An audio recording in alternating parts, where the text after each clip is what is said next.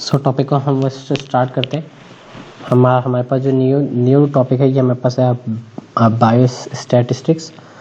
और bio statistics या अगर मैं बात करूँ स्टैटिस्टिक्स तो बेसिकली जो हमारे पास जो स्टैट्स की फील्ड है ये हमारे पास हम इन टर्म्स ऑफ नंबर्स को हम ये वो डील करते हैं या न्यूमेरिक्स डेटा को हम स्टडी करते हैं। अगर आम ज़बान में स्टैटिस्टिक्स को अगर वो डिफ़ाइन किया जाए तो स्टैटिस्टिक्स हमारे पास किसी भी न्यूमेरिक डेटा को स्टडी करना, न्यूमेरिक डेटा को कलेक्ट करना, उसकी कलेक्शन भी है, देन उसके बाद उसको एनालाइज करना और उससे आप अपनी कंक्लूजन या इंटरप्रिटेशन करना, देन उसके बाद आपने कंक्लूजन करना है। यानी कि आपने एक डेटा को आपने सबसे पहले कलेक्ट करना है, उस डेटा को आपने एनालाइज करना है और उसके बाद आपने एनालाइज करने के बाद उसकी इंटरप्रिटेशन करनी है और देन आपने उस चीज़ को कंक्लूड करना है। फॉर एग्जांपल एक सिंपल से एग्जांपल लेते हैं। स्टैट्स के अंदर अगर मैं बात करता हूँ हमारे पास मेडिकली सर्वेस होते हैं। मैं स्टैट्स की बात करता हूँ या कोई भी हमारे पर वो सर्वे हुआ है। जस्ट अगर मैं बात करता हूँ रिसेंटली हमारे पास कोरोना के ऊपर बहुत से केसेस आए थे। तो अगर मैं कोरोना के केसेस अगर मैं ट्रेंड पढ़ता हूँ हमारे पास मल्टीपल वेव्स आई थी। First wave, second wave, third wave और फोर्थ या फिर जो हमारे पे जो भी यूरोपियन की जो ये वेव चल रही है। तो अगर मैं ये कोरोना के केसेस को उसके रीजन के ऊपर मैं वो कलेक्ट करता हूँ, देन फिर मैं उसका टेन्योर देखता हूँ यार ये फला मंथ से फला मंथ के वो दरमियान आई है। फिर मैं एक पैटर्न मैं वो जनरेट करता हूँ। मिसाल के तौर पे अगर मैं फॉर एग्जांपल कोरोना का केस लेता हूँ, मैं हमारे पास जो कोरोना है वो 2020 मोस्टली हमारे पास अगर मैं बात करूँ कोरोना 2020 फेब के अंदर हिट हुआ है मोस्टली। तो अगर मैं इसका मैं ट्रेंड देखता हूँ अगर मैं ग्राफ के थ्रू तो मेरे पास ये होता है फेब से लेकर फॉर एग्जांपल जून तक का अगर मैं ग्राफ बनाता हूँ, मैं किसी भी रीजन का मैं ये बनाता हूँ तो ये मेरे पास कोरोना की केसेस एकदम से एक्सपोनेंशियली इंक्रीज हुए, देन वो स्टेशनरी हुए या समहाउ सस्टेन हुए, देन उसके बाद ये ग्राफ ये वो नीचे गिरा। तो स्टैट्स के अंदर हमारे पास क्या है कि अगर मैं उसके मैं केसेस को स्टडी करूं और उसके ऊपर मैं कंक्लूजन दूं, ये मेरे पास स्टैट्स है। और बेसिकली अगर मैं स्टैट्स के अंदर मैं कोई और भी मैं सर्वे ले सकता हूँ। मिसाल के तौर पे अगर मैं एज का फैक्टर लेके मैं उसको कोलेस्ट्रॉल या हार्ट की डिजीज़ से मैं ये वो करूँ तो ये भी मेरे पास स्टैट्स है। बेसिकली बायोस्टैट्स हमारे पास ये मेडिकल की फील्ड के अंदर ज़्यादा वो रिलेट करता है कि हमारे पास जितनी भी जो मेडिकल की नॉलेज है इन टर्म ऑफ हमारे पास रिपोर्टिंग है मेडिकल वो डेटा की, तो उस डेटा को ऑब्जर्व करना, उस डेटा को एनालाइज करना और देन उस डेटा की बेसिस पे आप कुछ रिमार्क्स जनरेट करना या कंक्लूजन देना है, ये आपके पास क्या है बायोस्टैट्स। स्टैट्स ना सिर्फ हमारे पास ये सर्वे तक ये वो लिमिटेड है। मिसाल के तौर पर अगर मैं बात करता हूँ रिसर्च के अंदर भी आपके पास स्टैट्स के फंक्शन होते हैं। अब एक बेसिक सी चीज़ को समझना है, स्टैट्स के अंदर हमारे पास जो मोस्टली जो वर्क है वो हमारे पास होता है इन्फरेंशियल स्टैटिस्टिक्स। यानी कि हमारे पास हम मिसाल के तौर पे अगर मेरे पास एक बड़ा सा पॉपुलेशन है, मैं उसमें से एक सैंपल को मैं कलेक्ट करता हूँ और इस सैंपल को मैं स्टडी करता हूँ और इस सैंपल की स्टडी की बेस के ऊपर मैं पूरी पॉपुलेशन के मुतालिक मैं ये वो रिमार्क्स देता हूँ। समहाउ मैं उसकी सिग्निफिकेंसी चेक करता हूँ, मैं उसके ऊपर प्रिडिक्शन करता हूँ या मैं उसके अंदर प्रोबेबिलिटी स्टडीज़ या डिसीजन मैं वो मेकिंग करता हूँ। तो ये मेरे पास कौन सी होती है इन्फरेंशियल स्टैटिस्टिक्स। इसकी एक हमारे पास सेकंड टाइप या जो मैं हमारे का जो नॉर्मल है वो डिस्क्रिप्टिव है। यानी कि जो सिंपल आपने किसी भी सैंपल को लिया है, जस्ट आपने उसके वेरिएबल्स या पैरामीटर्स या स्टैटिस्टिक्स को कैलकुलेट कर लिया और फिर आपने उसके ऊपर ये वो अपने रिमार्क्स दिए। सिंपल वो वर्डिंग में स्टैट्स क्या है, आपके पास कोई भी डिजिट्स, कोई भी डेटा जिसको आप कलेक्ट करेंगे, उसको आप एनालाइज करेंगे, देन उसके ऊपर आपको रिमार्क्स देंगे। मोस्टली हमारे पास रिसर्च के अंदर हम किसी भी डेटा को जब हम ओन करते हैं या उसको डिफेंड करना पड़ता है तो देन हमारे पास स्टैट्स की हेल्प वो ली जाती है या फिर हमारे पास उसको स्टैट्स की टर्म के अंदर उस डेटा को डिफेंड किया जाता है या समहाउ उसको कहा जाए कि उसको क्वालिफाई किया जाता है। अच्छा, स्टैट्स की हमारे पास क्योंकि फर्स्ट लेक्चर है, इसके अंदर हम स्टैट्स के वो बेसिक देखेंगे। तो हमारे पास स्टैट्स की वो डेफिनेशन हमने ये वो बना ली। स्टैट्स जो हमारे पास कंसर्न करती है with the development and studying the method for the collection, analysing and the interpretation and the presenting of वो डेटा। मतलब आपने एक किसी भी डेटा को आपने जस्ट वो कलेक्ट करना है, देन उसको आपने एनालाइज करना है, और एनालाइज करने के बाद अपने वो रिमार्क्स या कंक्लूजन करना है। इस स्टैट्स के अंदर हमारे पास बहुत से सॉफ्टवेयर है। अगर मैं सिंपल सी बात करूँ जो फ्री ऑफ कॉस्ट है, हमारे पास एक्सेल है, SPSS हमारे पास लाइसेंस वो परचेज है, प्लस हमारे पास ये क्रैक के अंदर भी अवेलेबल है। अगर मैं बात करता हूँ JMP, और हमारे पास इस तरह के बहुत से सॉफ्टवेयर हैं। मोस्टली हमारे पास स्टैट्स के अंदर जो यूज़ होता है वो हमारे पास SPSS या social pack for social studies, या जो हमारे पास SPSS के नाम से आता है। देन इसके अलावा हमारे पास अगर बात की जाए मिनी टैब भी है। देन इस तरीके से हमारे पास कुछ सॉफ्टवेयर है। एक्सेल और SPSS mostly free of cost है, तो ज़्यादा जो हमारे पास जो चॉइस होती है वो सिलेक्शन की होती है वो एक्सेल या SPSS की तरफ है। SPSS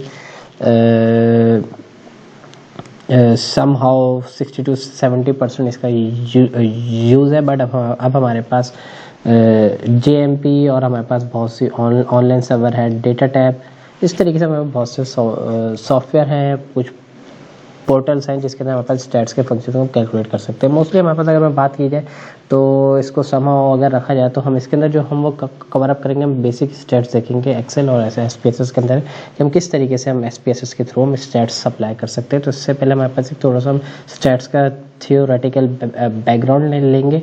देन जितने भी हमारे पास प्रोबेबिलिटी के लेक्चर होंगे या प्रोबेबिलिटी के टेस्ट होंगे, और डिफरेंट हमारे पास हाइपोथेसिस की टेस्टिंग होगी, और नॉर्मेलिटी के जो टेस्ट होंगे, और हमारे पास एनोवा 1 वे 2 वे। देन इस तरीके से हमारे पास जितनी भी आपकी जो डिस्क्रिप्टिव के बाद जो इन्फ्रेंशियल जाएगी या जिसके अंदर हमारे पास डिसीजन वो मेकिंग है, तो उसको हम देखेंगे हम किस तरीके से हम ये टेस्ट वो लगा सकते हैं। देन उसको लगाने के बाद हम उसका एनालिसिस या उसको समझ कैसे सकते हैं। अच्छा, इसके अंदर स्टैट्स के अंदर एक चीज़ है कि स्टैट्स आपके पास बाय प्रैक्टिस है। ऐसा नहीं है कि आप कोई 2 से 3 दिन में स्टैट्स को समझ लें, बिल्कुल भी ऐसा नहीं होता कि अगर आप स्टैट्स को 2 से 3 दिन तो आप वो चीज़ होगी। ऐसा मोस्टली हम ये देखते हैं कि अगर आप कोई टेस्ट को, अगर मैं बात करता हूँ किसी स्पेसिफाइड टेस्ट को अगर आप ले लेते हैं, एनोवा का वो ले लेते हैं फॉर एग्जांपल, अगर आप वेरिएबल को आप कैलकुलेट कर रहे हैं या उसके मतलब अगर आप ये वो रिमार्क्स जनरेट कर रहे हैं, तो इसमें ऐसा नहीं है कि आप एक टेस्ट को अप्लाई करना एक अलग केस है। आप टेस्ट को अप्लाई करना तो सीख सकते हैं, आप जस्ट उसको पुट एंड गेट करें, आपके पास जो डेटा है उससे आप उस टेस्ट को अप्लाई तो कर सकते हैं। बट उस टेस्ट के वेरिएबल्स को अंडरस्टैंड करना, उसकी इंटरप्रिटेशन करना, ये समहाउ काफ़ी डिफ़िकल्ट है।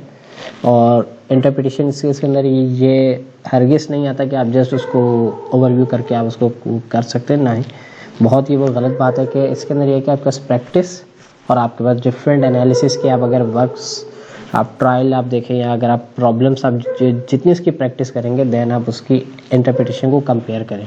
कोशिश करेंगे जहाँ जहाँ आप ये एनालिसिस वगैरह ये जो आप करते हैं, जो प्री एनालिसिस के जो पेपर हैं उसको आप सामने रखें और उनके एनालिसिस को अपने एनालिसिस से कंपेयर करें। समहाउ स्टार्टिंग के अंदर तो ये आपके पास ये टाइम कंज्यूमिंग है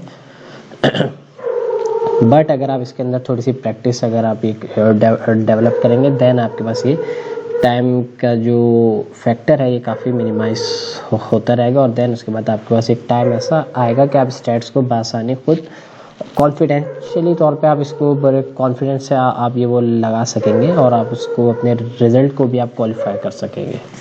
अच्छा, स्टैट्स हमारे पास क्या है, किसी भी डिजिट्स या डेटा को एनालाइज करने का मेथड है। स्टैट्स के अंदर मोस्टली हमारे पास, अगर मैं बायोस्टैट्स की बात करूँ, बायोस्टैट्स समहाउ रिलेट कर रहा है ये ह्यूमन से या हमारे पास मेडिकल की फील्ड से। और मेडिकल के अंदर मोस्टली ये वो देखा जाता है कि मेडिकल के जो स्टूडेंट्स होते हैं वो ये लैक करते हैं मैथमेटिकल स्किल्स।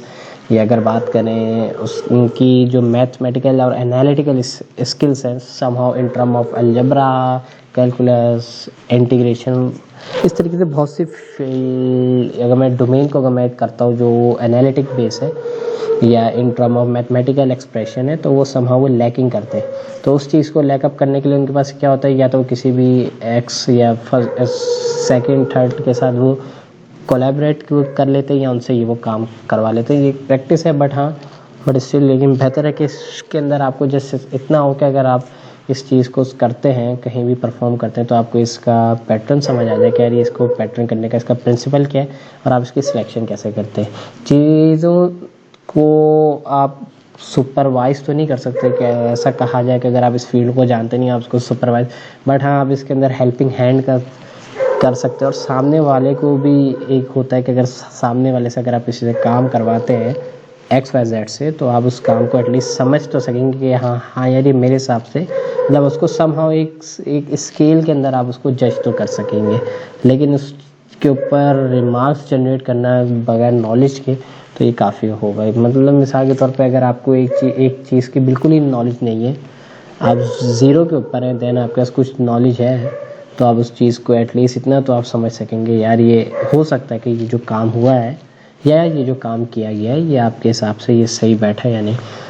तो आपको एक समहाउ आप उसको जजमेंटल स्टेटमेंट तो नहीं, क्रिटिक्स के तौर पे तो नहीं, आप उसको जज कर लेंगे आप अपने ही दिमाग में कि यार यहाँ यार ये इस हिसाब से ही होना चाहिए, या एक रिमार्क्स आप अपने ही जहन में आप जनरेट कर सकते हैं। खैर स्टैट्स के अंदर क्या है, आपके पास किसी भी डेटा को एनालाइज करना और इसकी आपके पास इंटरप्रिटेशन करना।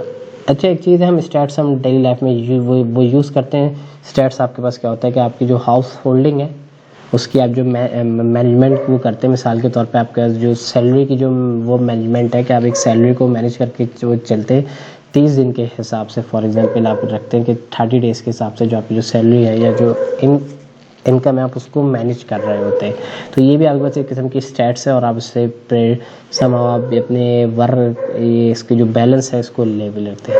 अच्छा स्टैट्स के अंदर जो चीज़ हमारे पास स्टडी होती है वो है वेरिएबल्स। वेरिएबल्स क्या है, वेरिएबल्स मोस्टली आप देखते हैं XYZ की एग्जांपल्स में भी रखते हैं। वेरिएबल्स वो कोई भी सेट डेटा की वो कोई भी सेट है जो किसी भी एक डेटा के अंदर हमारे पास किसी भी कैरेक्टरिस्टिक को रिप्रेजेंट करते हैं। मिसाल के तौर पे मैं एग्जांपल लेता हूँ, वेरिएबल्स क्या है कि किसी भी आपके पास अभी कोई भी एग्जांपल, कोई एक सर्वे हुआ है जस्ट हॉस्पिटल में जिसके अंदर एक पेशेंट डिफरेंट वार्ड्स के पेशेंट को कंपेयर किया गया और उनके ब्लड प्रेशर को चेक किया गया और उसके अंदर आगे मेरे पास ये समहाउ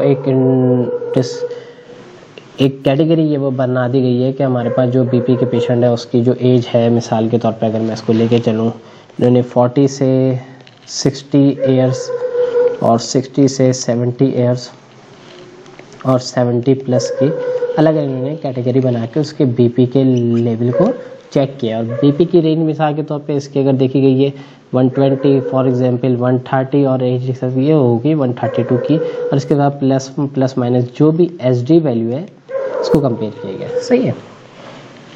इसके अंदर वेरिएबल क्या है कि आपके पास अगर मैं बात करूँ कि किसी भी आपने फॉर एग्जांपल इसको बेसिक से लेके चलते हैं कि वेरिएबल क्या है कि आपने इसकी जो वैल्यूज़ हैं, जो आपका जो मैग्नीट्यूड है, इसको जो रिप्रेजेंट किया गया किसी भी इन टर्म ऑफ सेट से, इन टर्म ऑफ किसी भी आपने फॉर एग्जांपल आपने वेरिएबल आपने सिंपल एक्स वेरिएबल से वेरिएबल एक्स से रिप्रेजेंट कर रहे हैं जो कि इसके कैरेक्टरिस्टिक के मैग्नीट्यूड को कैलकुलेट कर रहे हैं। सिंपल आपने एक एक्स वेरिएबल से आपने इसकी रिप्रेजेंट कर दिया, आपने इसको ब्लड प्रेशर को एक वेरिएबल एक कंसिडर कर लिया और उसको फिर कंपेयर कर दिया आपने डिफरेंट ब्लड प्रेशर को। आपने फॉर एग्जांपल अगर आपकी स्टडी चल रही है ब्लड प्रेशर की, आप स्टडी कर रहे हैं किसी भी एंटी हाइपरटेंसिव के साथ, तो आपके पास एक ब्लड प्रेशर हुआ, देन उसके अगेंस्ट जो आप ले रहे हैं वो एंटी हाइपरटेंसिव की कोई भी अगर आप ड्रग ले रहे हैं XYZ या ABC, तो उससे आप ये बता सकते हैं। ये स्टार्टिंग में तो वो वेरिएबल्स को सिर्फ आप इतना समझें कि हमारे पास वेरिएबल्स कोई भी आपके पास अल्फ़ाबेटिकल अगर मैं बात करूँ कोई भी चंद एक अल्फ़ाबेट्स हैं जो कि किसी भी कैरेक्टर के हमारे पास प्रॉपर्टीज़ को रिप्रेजेंट कर रहे हैं, जिसको सिंपल रखा जाए, इसके अंदर ज़्यादा वो डिटेल नहीं है।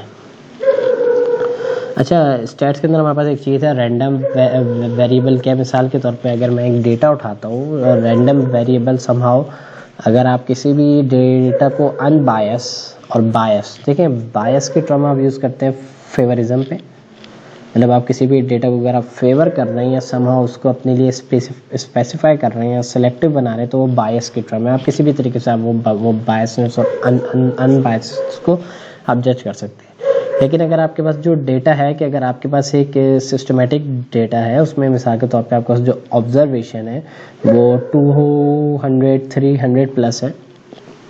एक छोटा सा डेटा लेते हैं कि आपके पास कोई भी हॉस्पिटल है टर्शरी केयर जिसके अंदर आपके पास 300 से 350 पेशेंट आते हैं ओपीडी में एज जनरल एक्सक्यूज जो थ्रू आउट जो ओपीडी रहती है वो 3 से सुबह 10 से आपके पास 10 से 2 के दरमियान जो ओपीडी चली है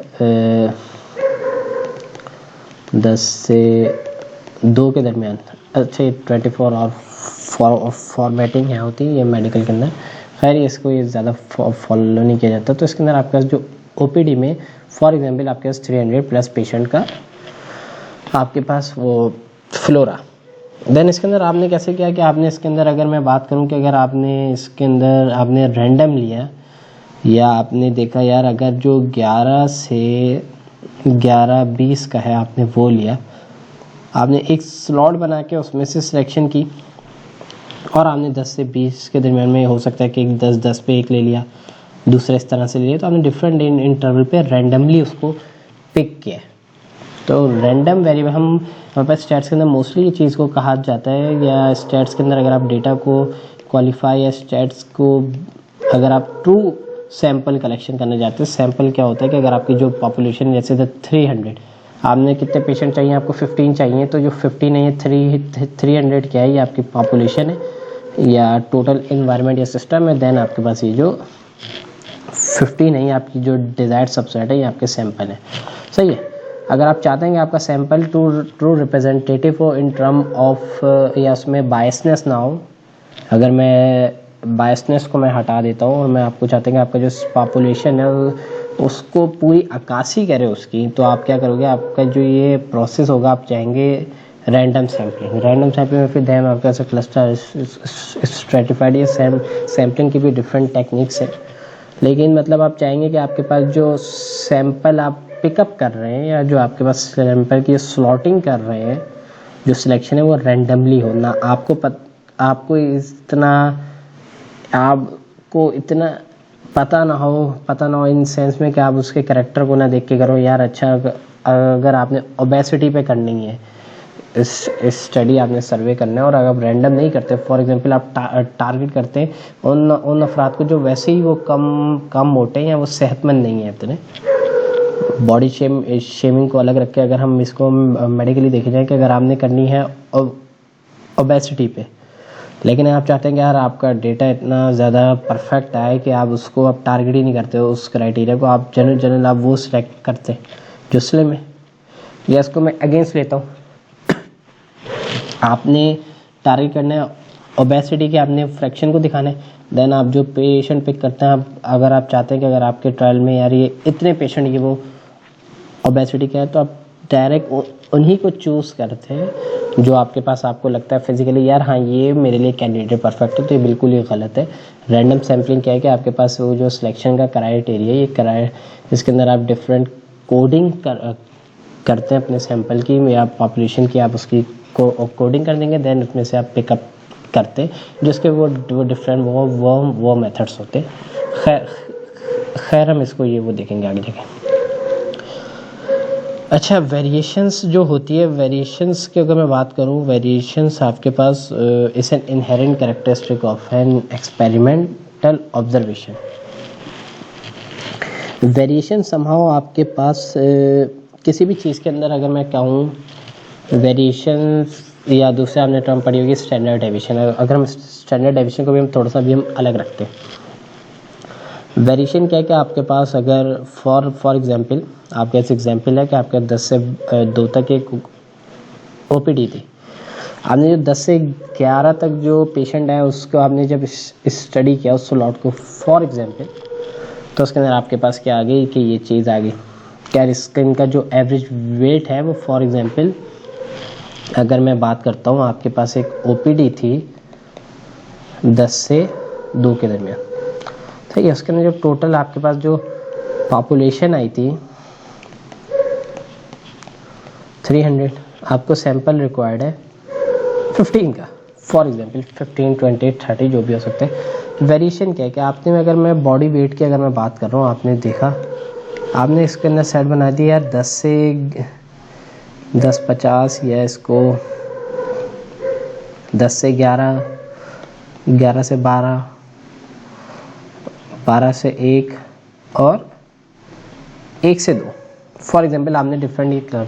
और फिर जब आपने इसका वेट को देखा, यार ये यहाँ पर मिसाल के तौर पर इनका एवरेज वेट आया आपके पास 90, इनका आया 86 हो सकता है, इनका आया 92, इनका आया 94। अच्छा, 10 से 11 के सैंपल आपने खुद कलेक्ट किए, जो बंदा ए था। 11 से 12 के आपने अपने असिस्टेंट को, यार ये इसके सैंपल देखो, तो वो बंदा बी था, और इसके बाद देखा सी था, और ये था डी, सही है।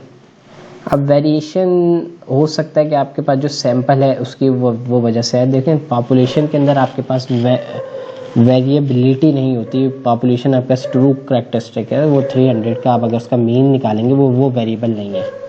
लेकिन अगर आपका जो 15 का सैंपल अगर एक ए बंदा सेलेक्ट करता है, उसका जो मीन है वो पॉपुलेशन से जब आप कंपेयर करेंगे वो वेरिएबल होगा। बी बंदा जब ये 15 बंदा सेलेक्ट करेगा, उसका मीन चेंज होगा, रैंडम। अब अगर मैं बात करता हूँ, अगर मिसाल के तौर पर अगर ए बंदा ये 4 सैंपल को सिलेक्ट करता है, बी बंदा ये 6 सैंपल को सिलेक्ट करता है, सी 3 को करता है और डी 2 को, तो जो इसके जो 4 सैंपल सेलेक्ट है, इसका मीन और इनके 6 के मीन से डिफरेंट होगा, ये तो बात समझ आती है। लेकिन इसके अंदर ये जो एनालाइज कर रहा है उस डेटा को, या जो हमारे पास जो डेटा को कलेक्ट कर रहा है, उसकी टेक्निक्स के ऊपर भी ये वो डिपेंड करेगा। तो वेरिएशन हो सकता है कि उस सैंपल की वजह से आती हो सकता है वो जो हमारे पास जो बंदा एनालाइज कर रहा है उसकी वो वजह से हो सकता है सैंपल की वजह से, हो सकता है जो इंस्ट्रूमेंट हम यूज़ कर रहे हैं वो हमारे पास एनालिसिस के लिए वो डिफरेंट हो, जिसके से वो वेरिएशन आ सकती है। मिसाल के तौर पे अगर ये हमारे पास अगर बात करता हूँ, ये ए जो आपने है ये मैनुअली किया है, बी वालों ने वो डेटल यूज़ किया और उसकी कैलिब्रेशन सही थी, सी ने सेम बैलेंस यूज़ किया बट उसके अंदर इतनी प्रिकॉशन नहीं ली, तो पता है कि स्टैंडर्ड मेथड नहीं था, तो इससे हमारे पास वेरिएशन आ सकती है। मोस्टली अगर मैं बात करूँ हॉस्पिटल सर्विस के सिनेरियो में जहाँ कंट्रोल नहीं है, चीज़ें से कंट्रोल या मैनेजेबल नहीं है, तो वहाँ पर हम ये चीज़ को ऑब्जर्व कर सकते हैं कि यार अगर हमारे पास जो टेक्नीशियन है या जो भी असिस्टेंट या आप खुद अगर ये काम परफॉर्म करते हैं, तो आपके जो काम करने का जो अंदाज़ है वो अलग होगा सेकंड पर्सन से। तो ये वेरिएशन का जो है कि वेरिएशन सिर्फ सैंपल की वजह से जस्ट ये एक पॉसिबिलिटी एग्जिस्ट है, और ये मोस्टली एग्जिस्ट है, बट हमारे पास जो टेक्निक्स हम यूज़ करते हैं या जो हमारे पास जो एनालाइज कर रहा है, जो सब्जेक्ट ABCD करके जो भी मतलब एनालाइज कर रहा है, तो वेरिएशन उसके ज़रिए भी आ सकती है। वेरिएशन की पॉसिबिलिटी आपका बहुत सी है, बट स्टिल ये हमारे पास बेसिक ओवरव्यू। अच्छा, इसके बाद हमारे पास एक चीज़ है कंटिन्यूस वेरिएबल्स और डिस्क्रीट वेरिएबल। कंटिन्यूस की टर्म हमारे पास कंटिन्यूटी से, या हमारे पास अगर वेरिएबल्स की जगह अगर मैं फॉर एग्जांपल लेता हूँ, आपके पास आपके पास हॉस्पिटल है, हॉस्पिटल के अंदर आपने वही जो OPD के केस में आपने उसके पेशेंट्स के वेट्स को लिया, किसी पेशेंट का वेट आपके पास आ गया 90.1, किसी पेशेंट का आ गया 90.3, किसी पेशेंट का आ गया 99.1, किसी पेशेंट का आ गया 99.2। उसी OPD में आपने पेशेंट के सामने उसकी जेंडर को मेंशन कर दिया। मिसाल के तौर पर 90.1 आपके पास फीमेल थी, 90.3 आपके पास फीमेल थी, और ये मेल थे, ये फीमेल हो गई, ये फीमेल हो गई, मेल हो गया। इस तरीके से आपने उसकी जेंडर को मेंशन कर दिया, फीमेल मेल। अब क्या, मोस्टली अगर मैं बात करता हूँ डिस्क्रीट या डिसकंटिन्यूस, ये हमारे पास क्वालिटेटिव होते हैं, या ये किसी भी हमारे पास जो सैंपल है या पॉपुलेशन को अगर मैं हटा देता हूँ, मोस्टली हमारे पास काम होता है सैंपल का, तो इस सैंपल की क्वालिटी को ये रिप्रेजेंट करते हैं, या उसके जेंडर को फॉर एग्जांपल मेल और फीमेल को बताएंगे, सही है। लेकिन अगर मैं ये जेंडर, नेशनलिटी वगैरह can take on only certain value, उसके अंदर डेसिमल्स इन्वॉल्व नहीं होते। लेकिन मैं बात करता हूँ कंटिन्यूस, वो हमारे पास क्वांटिटेटिव है, समहाउ उसके हमारे पास जो मैग्नीट्यूड है, जो हमने उसको ऑब्जर्व किया, किसी भी वेरिएबल ने एक वेट को अगर वो रिप्रेजेंट कर रहा है वेरिएबल ए, फॉर एग्जांपल आप वेट को आप इस स्टडी कर रहे हैं, तो वो आपका जो चीज़ कंटिन्यूटी में 90.1 या जिस डेटा में डेसिमल्स की इम्प्लीमेंटेशन है और इंटरवल आपका कंटिन्यूटी में, तो वो आपके पास क्या है, वो आपका कंटिन्यूस वेरिएबल है। कंटिन्यूस और डिस्क्रीट आपके पास जैसे इनकम हो जाए in term of dollars, PKR कोई भी हो, INR, CD, CND, ASD, इस तरीके से बहुत से कोई भी आपकी इनकम, आपका वेट हो वेरिएबल, वो वेरिएबल है। मिसाल के तौर पर इसके अंदर बहुत से एग्जांपल्स भी आप वो जनरेट कर सकते हैं। किसी की आप एजेस, जो एज है उसको भी आप रिप्रेजेंट कर सकते हैं कि ये इतने मंथ्स का है और इतने, वो इसको भी आप दे सकते हैं। डेटा क्या आपके पास कोई भी आप इनपुट जो आप ले रहे हैं, आपने अगर OPD के अंदर कोई ना कोई न्यूमरिक्स के अंदर कहा ये मेल और फीमेल और इसका वेट इतना इतना वेट है, ये सब आपके पास एक डेटा आ गया, न्यूमेरिकल डेटा। तो ये आपके पास जो चीज़ है, ये न्यूमेरिकल वैल्यू भी आपके पास डेटा है। जैसे हॉस्पिटल के केस में आपका जो अपने 10 से 2 की OPD थी, उसके अंदर आपका जो वेट है ये डेटा के अंदर आ गया। अब डेटा के अंदर भी वही है कि डिस्क्रीट और कंटिन्यूस की हम टर्म यूज़ करते हैं, और डिस्क्रीट और कंटिन्यूस का डिफरेंस वही है कि हमारे पास अगर होल नंबर में या विदाउट डेसिमल है वो डिस्क्रीट डेटा है, और अगर कंटिन्यूस है वो हमारे पास होल नंबर है। मिसाल के तौर पे अगर आपने इनका BMI फॉर एग्जांपल कैलकुलेट कर लिया, वो आपका कंटिन्यूस डेटा है, उसकी वैल्यू आपके पास आती है 18 से लेके 35 तक है, और 18 से बिलो भी जाती है अंडरवेट की, अगर मैं कह दूँ 18 से 25 का रेशो होता है। देन उसके बाद आप उसको कैलकुलेट, BMI ले लिया, वेट ले लिया, देन यहाँ पे आपने फिर वही जेंडर ले ली और आपने उसकी एज को ले लिया, age in terms of where ले ली। इस तरीके से अगर एज को अगर मैं मंथ्स के अंदर मैं कंटिन्यूटी में रखूँ, बट समहाउ अगर आप इसको जेंडर तक रखें और आपने उनके जेंडर को ले लिया, आपने कलर हेयर्स को ले लिया कि उनके हेयर्स को, और आपने उनके, अगर मैं बात करूँ उनके रीजन को ले लिया कि अगर आपके पास जो पेशेंट है वो उसकी बाय कास्ट क्या थी, वो कौन से रीजन का है, कौन से प्रोविंस का है, तो वो आपके पास जो प्रोविंस है उसकी जो आपका हिस्ट्री है वो आपका डिस्क्रीट के अंदर आ जाएगी और ये कंटिन्यूस आ जाएगी। डेटा आपके पास बहुत सी सूरतों में आते हैं। देन फ्रीक्वेंसी आपके पास को रिप्रेजेंट करती है कि उसकी रिपीटेशन कितनी है। आपके पास आपने 15 सैंपल लिए, 15 सैंपल में हो सकता है 7 आपके पास मेल हो, ये 7 ये रिपीटेड है, और हो सकता है उन 7 में से 2 से 3 से 4 का वेट से सेम हो, तो हम कहेंगे जो 3 से 4 का जो वेट आया 90.3 ये बहुत ज़्यादा फ्रीक्वेंट है, तो उसकी जो फ्रीक्वेंसी है ये वो हमारे पास क्या है, वो हमारे पास फ्रीक्वेंसी को शो करता है कि हमारे पास जो डेटा कितनी बार रिपीट हुआ है, तो ये चीज़ है। अब जैसे ये पीछे आवाज़ है, ये कुत्ता जो भौंके जा रहा है कब से, तो ये भी इसकी फ्रीक्वेंसी है कि अभी इसकी अगर आप वो ऑब्ज़र्व करें तो आपको हर 3 से 5 सेकंड में इसकी 2 से 3 बार भौंकने की आवाज़ आती है। तो ये एक एग्जांपल है, क्योंकि ये पीछे से काफ़ी तंगी किए जा रहे हैं, तो ये एक एग्जांपल इसी हिसाब से आई है कि जिस तरह के आप इसके ऊपर भी आप स्टैट्स लगा सकते हैं कि अगर ये इतने इस टाइम पे ये कितना ये वो भौंकता है। मोस्टली जो इसकी जो ऑब्जर्वेशन है वो हमारे पास ये रात 2:30-3 बजे ये भौंकना शुरू होता है, और इसकी फ्रीक्वेंसी आपके पास जैसे जैसे ये शुरू के टाइम पे ये वो बढ़ती है, ये 4-5 एक एपिसोड के अंदर ये 5 से 7 बार तक ये वो भौंकता है। देन उसके बाद फिर ये आहिस्ता आहिस्ता जैसे जैसे इसका खाना हजम होता है, तो ये उसके बाद इसकी जो फ्रीक्वेंसी कम हो जाती है। बट स्टिल अभी इसका एक्सपोनेंशियल फेस आना है, क्योंकि अभी टाइमिंग के हिसाब से इसकी जो जितनी ऑब्जर्वेशन है हमारी, तो ये भी इसका एक्सपोनेंशियल फेस लगेगा। देन उसके बाद ये दरवाजे पे आके भौंकना ख़त्म कर देगा है। अच्छा, इसके बाद है फ्रीक्वेंसी डिस्ट्रीब्यूशन। आपका जो भी डेटा है आप उसको अगर रिप्रेजेंट करते हैं इन टर्म ऑफ 4 मिसाल के तौर पे आपने डिस्ट्रीब्यूशन क्या हो गई, आपने एक OPD का आपने इस स्टडी किया, OPD को लिया 10 से 2 के दरमियान, सही है।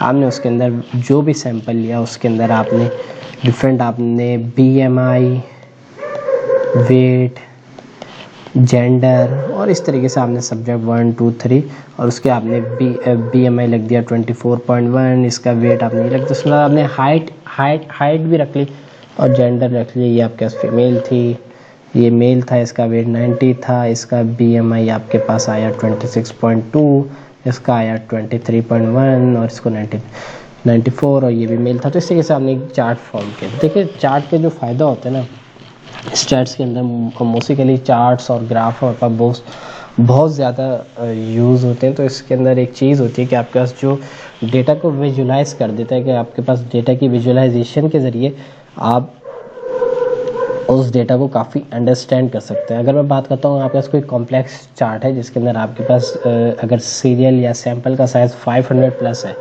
तो उसके अंदर आप जो इसकी क्लासिफिकेशन करते हैं क्लास इंटरवल्स आप ये वो बना देते हैं। मिसाल के तौर पर 500 प्लस सैंपल्स हैं, फॉर एग्जांपल एक स्टडी हुई है उसके 500 प्लस सैंपल हैं जिसके अंदर इन्होंने ब्लड प्रेशर की रेंज जिसको नापा है 140 से लेके 160 के अलग कर दिए, 120 से लेके 139 के अलग कर दिए, देन हमारे पास 110 से लेके 119 तक के अलग कर दिए। देन उसके बाद हमने उसको देखा कि इसकी फ्रीक्वेंसी 72 है, जिसके अंदर आ गई, ये आ गया 62 आ गई है, देन ये 90 आ गया। तो इस तरीके से डेटा को क्लासीफाई करने में या डेटा को अंडरस्टैंड करने में आपको, अगर आप टेबलर फॉर्म की तरफ जाते हैं या अगर ग्राफिकल फॉर्म में जाते हैं तो आपको पास वो समझ आता है। ग्राफिकल फॉर्म में आप जो सिंपल उसको बार चार्ट्स की फॉर्म में भी दे सकते हैं बड़े में, और अगर आपके उस मल्टीपल लाइन्स चार्ट्स के थ्रू भी आप चेक कर सकते हैं। डिफरेंट चार्ट्स होते हैं जो उस डेटा को विजुलाइज करने में या डेटा को अंडरस्टैंड करने में सब आपके लिए हेल्पफुल रहते हैं। चार्ट के लिए आपके सब सिंपल आप SPSS का सॉफ्टवेयर और एक्सेल, ग्राफ पैड और JMP डेटा टाइप का ऑनलाइन जो हमारे पास है पोर्टल में, वो मल्टीपल सॉफ्टवेयर के थ्रू आप इसकी चार्ट की अलाइनमेंट कर सकते हैं। मोस्टली हमारे पास है एक्सेल फ्री ऑफ कॉस्ट है और हमारे पास इनिशियल लेवल पे ज़्यादातर हमारे पास एक्सेल यूज़ होता है। एक्सेल के अंदर भी आप काफ़ी जो बेसिक स्टैट्स है उसको आप बेसिक क्या आप समझो, एक्सेल तो एक वास्ट प्रोग्राम है, तो इसके अंदर जितनी आप इसको अंदर एक्सेल के जितनी एक्सेल करेंगे आप वो अपनी स्किल्स को, तो आप उसके अंदर उसको ज़्यादा कमांड हासिल कर सकेंगे। अच्छा, डिस्ट्रीब्यूशन का आपके पास एक एग्जांपल दिए कि मार्क्स और उसकी फ्रीक्वेंसी को कंपेयर किया है। जो जस्ट रेड है कि 10 स्टूडेंट्स के मैथ्स के मार्क्स हैं 60, 65, 70, 75, 80, 82, 90। उसमें फ्रीक्वेंसी बताइए कि 2 स्टूडेंट्स ऐसे हैं जिसके 2 65 मार्क्स थे और 2 के 75 और 2 के 80 और टोटल ये 10। अगर हमारे पास डेटा वो बड़ा होता है हम उसके अंदर इंटरवल सेट करते हैं 60 75 के हमने क्लासेस को हमने सेट करते हैं, जैसे 60 से लेकर 65 तक के स्टूडेंट्स को अलग कर दिया। सही। सैंपल और पॉपुलेशन का फ़र्क क्या है कि सैंपल आपके पास क्या, अगर आप एग्जाम्पल रखते हैं कि आपके पास अगर फॉर एग्जाम्पल मैं बात करता हूँ, एक बॉक्स है, बॉक्स आपके पास रिप्रेजेंट कर रहा है सिटी के जितने भी हॉस्पिटल्स हैं। सही, पूरे सिटी में जितने में आपने उस सिटी में से एरिया का एक हॉस्पिटल ले लिया, एक इस एरिया का ले लिया, एक सेंट्रल का ले लिया, सेंट्रल का, एक साउथ का, एक आपने नॉर्थ का और एक आपने अपने ईस्ट का ले लिया। आपने पूरे सिटी में से 4 डिवीज़न के एक हॉस्पिटल को पिकअप किया, तो वो जो आपके पास जो हॉस्पिटल है वो आपके पास समाउ उसके रिप्रेजेंटेटिव हैं कि उस ईस्ट में जितने भी हॉस्पिटल हैं उसमें से कोई आपने रैंडमली सेलेक्ट किया, वो आपका क्या सैंपल है। सिटी के तमाम हॉस्पिटल वो आपकी पॉपुलेशन है। तो पॉपुलेशन आपका ट्रू कैरेक्टरिस्टिक है या ट्रू नंबर्स ऑफ इवेंट या डेटा सेट्स हैं, और जो सैंपल है वो आपका समहाउ उसके प्रेडिक्टिवली आप जो उसको कलेक्ट कर रहे होते हैं वो आपका सैंपल है। सैंपल्स के पैरामीटर्स को हम स्टैटिस्टिक्स कहते हैं और पॉपुलेशन के पैरामीटर्स को पॉपुलेशंस के पैरामीटर्स को हम पैरामीटर ही कहते हैं, या पॉपुलेशन के जो वेरिएबल्स हैं उसको हम पैरामीटर करते हैं। मिसाल के तौर पर अगर मैं एग्जांपल लेता हूँ मीन की, अगर मेरे पास सैंपल का मीन हो तो मैं उसको x बार से रिप्रेजेंट करता हूँ, पॉपुलेशन का हो तो म्यू से। जितने भी हमारे पास पॉपुलेशन के पैरामीटर्स हैं, वेरिएबल्स या पैरामीटर्स हैं, वो हमारे पास ग्रीक लेटर से रिप्रेजेंट होते हैं। यानी कि अगर स्टैंडर्ड डेविएशन हो तो सिग्मा होगा, वेरिएंस होगा तो सिग्मा स्क्वायर होगा। अगर मैं बात करता हूँ सैंपल के केस में, तो सैंपल में x बार, एस डी स्क्वायर या इसको वेरिएंस भी लिखते हैं। तो इस तरीके से आपका डिफरेंट स्टैटिस्टिक्स और पैरामीटर हैं जो इसकी कैरेक्टरिस्टिक को शो करते हैं। मीन आपके पास किसी भी चीज़ का एवरेज वैल्यू को शो कर रहा होता है। अच्छा, पॉपुलेशन पैरामीटर, सैंपल स्टैटिस्टिक्स, ये बात वही है। देन आपका एवरेज जो मीन है वो किसी भी डेटा के अंदर एवरेज बताते हैं। मिसाल के तौर पे टोटल उस डेटा के सेट्स कितने, मिसाल के तौर पे आपके पास 15 पेशेंट थे तो आपका जो एन की वैल्यू है वो 15 हो गई, और उनका जो बीपी था या जो आपने BMI अगर स्टडी कर रहे हैं वो मिसाल के तौर पे आपका एक का था 23 का एवरेज था, लेकिन तो 15 के लिए तकरीबन आपने अगर इनका निकाला तो आपका 410 होगा, इसको 15 से डिवाइड कर तो आपका जो आंसर आ गया आपने उसको लेके चले। तो ये होता है एवरेज। मीडियन क्या है कि आपके पास किसी भी डेटा के अंदर जो उसका 50% या 50% जो डेटा जहाँ पे लाई करता है वो आपके पास है मीडियन। मीन, मीडियन, मॉड, और मॉड आपका रिपीटेड वैल्यू, ये आपका बेसिक टर्म है जो आपके पास। डेटा के अंदर रेंज क्या है कि अगर आपने BMI नापा तो आपने देखा कि 19.1 से लेके 31.2 है। तो रेंज क्या है कि हाई में से जब आप लो को सब्ट्रैक्ट करते हैं तो आपके पास रेंज आ जाती है। इसके स्टेटमेंट ये है कि difference between largest and the smallest values suggest 32% आपके स्मॉलेस्ट थी और 68% उस डेटा के हिसाब से लार्जेस्ट थी। तो देन आप इसको जब सब्ट्रैक्ट करेंगे तो आपको रेंज का फैक्टर आ जाएगा।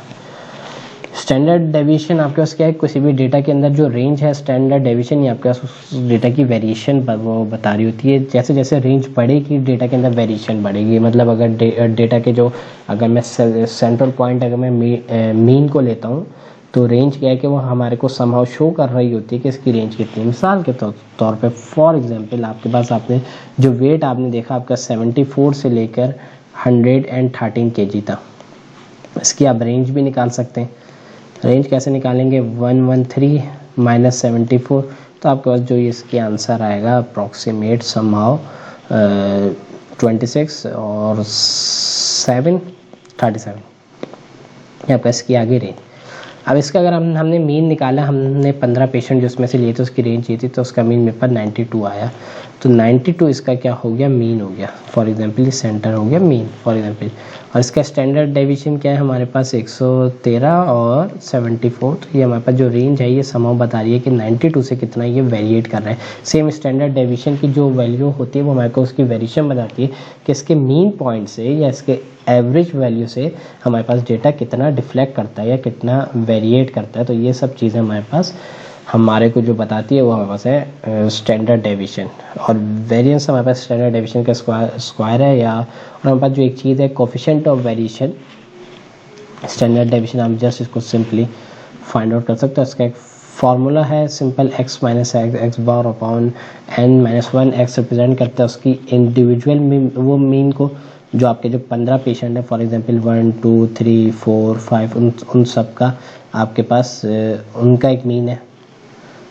उनकी जो वो वैल्यू एक्स की वैल्यू वेट की मिसाल के तौर पे एक का 92 है और इन सब 15 का आपने पूरा सैंपल का मीन लगाया। तो अब इंडिविजुअल का मीन उससे माइनस करेंगे, देन आप उसका स्क्वायर करेंगे। फॉर एग्जांपल आपका से एग्जांपल दी हुई कि 5 वो वैल्यूज़ हैं, इसका ये 5 वो वैल्यूज़ आपका इंडिविजुअल वैल्यू। अगर आप उस वेट के केस में बात करेंगे तो यहाँ पर वेट 1 वेट 2 वेट 3 हमने 15 वेट आप वो लिखेंगे अप टू 15 तक, 1 से लेकर 15 तक आप वेट लिखेंगे, फिर उन 15 का मीन निकालेंगे।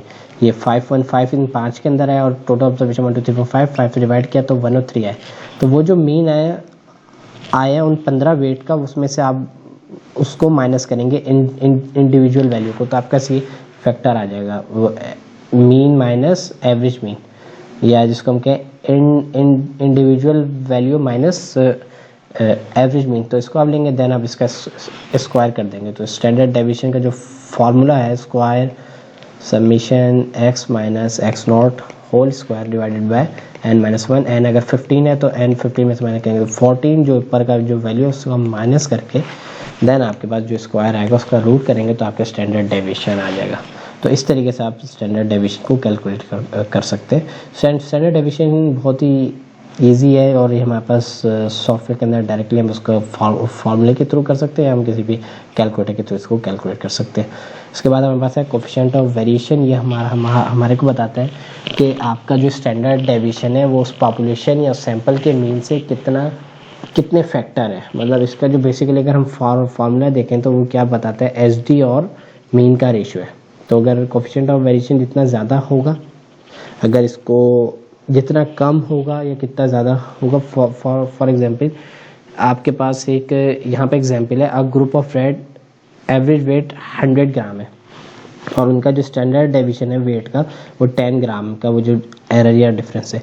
तो इसके अंदर क्या है कि हमारे पास जो स्टैंडर्ड डेविएशन है और एवरेज वेट, इसका जो रेशियो है ये 0.1, या मैं इसको 0.1 को 100 से मल्टीप्लाई तो 10%, यानी कि ये इस बात को बता रहा है कि स्टैंडर्ड डेविएशन जो है ये एवरेज मीन के, स्टैंडर्ड डेविएशन जो है एवरेज मीन के 1/10 है। ये इतना ज़्यादा हेल्पफुल पैरामीटर नहीं है, बट स्टिल ये डेटा की वेरिएशन को हमारे पास शो कर रहा होता है।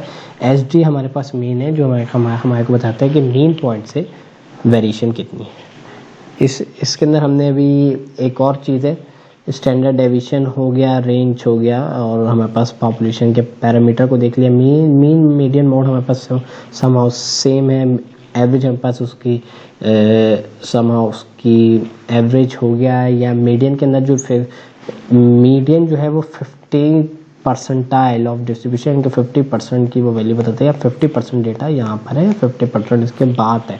उसके सेंटर पॉइंट को समहाउ शो कर होते हैं, और इसमें सेंटर पॉइंट की इसमें मैग्नीट्यूड का रोल नहीं होता, जस्ट इसका मैग्नीट्यूड्स के अलावा अगर आपके जहाँ पर 50% डेटा यहाँ आ गया तो वो पॉइंट आपका मीडियन होता है, या 50th परसेंटाइल इसकी एक टर्म यूज़ की जाती है।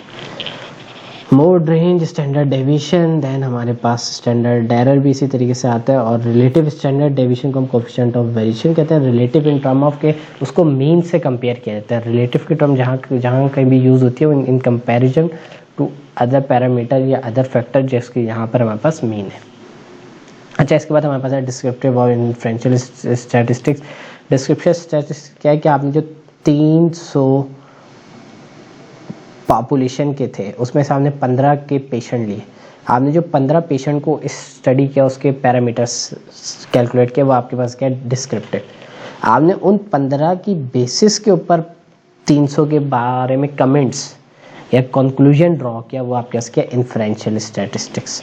Small data set, large data sets result in the form of probability score, Z test, T test, chi square, ANOVA, multiple testing है। किसी भी प्रोबेबिलिटी या डिसीजन प्रेडिक्शन के ऊपर ये काम करती है इन्फ्रेंशियल, और ये आपके पास एक्चुअल होगा जो मीन मीडियन मोड आप सिंपल कैलकुलेट करेंगे। डिस्क्राइब द कैरेक्टरिस्टिक्स, और ये आपके पास ये प्रेडिक्ट द, यहाँ पे प्रेडिक्शन बेस होती है। Method of making prediction, method of summarizing data, या method of standardizing the data, standardizing the sample data, इस तरीके से आप टर्म यूज़ कर सकते हैं। तो आपका ये स्टैटिस्टिक्स का बेसिक इंट्रोडक्शन है।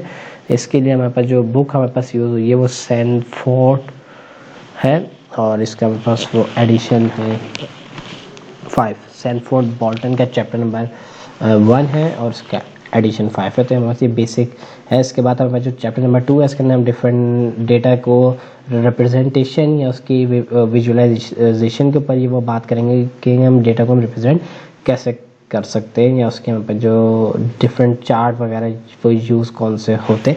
देन उसके बाद हमारे पास फिर मेन टॉपिक की तरफ हम ये बस स्टार्ट करेंगे। इसके अंदर हमारे पास जो मेन टॉपिक है इसके अंदर प्रोबेबिलिटी डिस्ट्रीब्यूशन है, और देन उसके पास सैम्पल सिलेक्शन है। देन उसके बाद हमारे पास स्टैटिस्टिकल हाइपोथेसिस टेस्टिंग, फिर लीनियर रिग्रेशन, कोरिलेशन और analysis of variance, ANOVA. Then उसके बाद फैक्टोरियल डिज़ाइन वगैरह, इसकी ये वो डिटेलिंग है। तो समहाउ ये बेसिक इंट्रोडक्शन है, और इसके बाद कोशिश करेंगे कि टाइम के साथ साथ इस चीज़ों को ज़्यादा डिटेल किया जाए, और जितनी चीज़ें हमने अभी तक स्टडी की ये तो बहुत ही ज़्यादा बेसिक है, लेकिन इस बेसिक को ही हम आहिस्ता आहिस्ता को रिलेट करें फर्दर एडवांस की तरफ। अच्छा, इसके अंदर ये एक चीज़ है कि ये जो चीज़ मैं खुद रिवाइज करता हूँ, दैन उसके बाद मैं उसका जो ये मटेरियल जो है ये समहाउ ये एक्सट्रैक्टेड फॉर्म ही है बुक के अंदर से। तो इसकी भी मैं लिंक में ये डाल दूँगा, अगर किसी के लिए हेल्पफुल भी है या नहीं है, बस जस्ट ये बुक का ही है रेफरेंस। तो इसके जो बुक का आपके पास जो नाम है वो सैनफोर्ड बोल्टन, सही। तो ये आपका बेसिक है, तो इसको ही हम ये वो आगे लेके चलेंगे। होपफुली वीक के अंदर 1 क्लास या वीक के अंदर 2 क्लासेस के हिसाब से इसको लेके चलेंगे। दैन हमारे पास इसके अंदर मैक्सिमम हमारे पास जो चैप्टर है वो 13 से 14 चैप्टर है, 13 to 14, और यही चैप्टर है, इसकी बेसिक वैलिडेशन है। देन लास्ट चैप्टर हमने, हमारे पास चैप्टर थोड़े इसमें ज़्यादा है, 16 है, तो हम इसको कोशिश करेंगे इसको 12 चैप्टर तक हम इसको, या इसको 11 तक हम इसको ख़त्म कर दें। तो इसमें मैक्सिमम हमारे हो सकता है 17 से 18 लेक्चर हो, लेकिन इसके साथ ये है कि इसकी प्रैक्टिस साथ साथ करें। इसकी कोई भी इंटरनेट पे एक्सरसाइज हो वो आप उसको भी आप रीड आउट कर सकते हैं, दैन वो भी हेल्पफुल है। स्टैट्स के अंदर ये है कि आपके पास प्रैक्टिस है, ऐसा नहीं है जस्ट आप 1 या 2 दिन के अंदर स्टैट्स को मास्टर कर लें। स्टैट्स एक टाइम कंज्यूमिंग सब्जेक्ट है, और इसके बाद के जो लेक्चर होंगे होपफुली वो हमारे पास कोई और ही इसको कंटिन्यू करेगा, क्योंकि थियोरेटिकल लेक्चर है, तो ये मैं इसको तो मैं ईज़िली मैं कवर अप कर सकता हूँ। दैन उसके बाद जो हमारे पास जितने भी लेक्चर होंगे होपफुली वो मेरे बड़े भाई ही इसको कंडक्ट करेंगे, जिनकी उस फील्ड के ऊपर कमांड है। लेकिन बट स्टिल ये इसको स्टार्ट करने का मकसद ये था कि थोड़ा सा हमारे पास एक लिस्ट सेफ हो जाए और उसको फिर हम कंटिन्यू में रखें। जज़ाकल्लाह।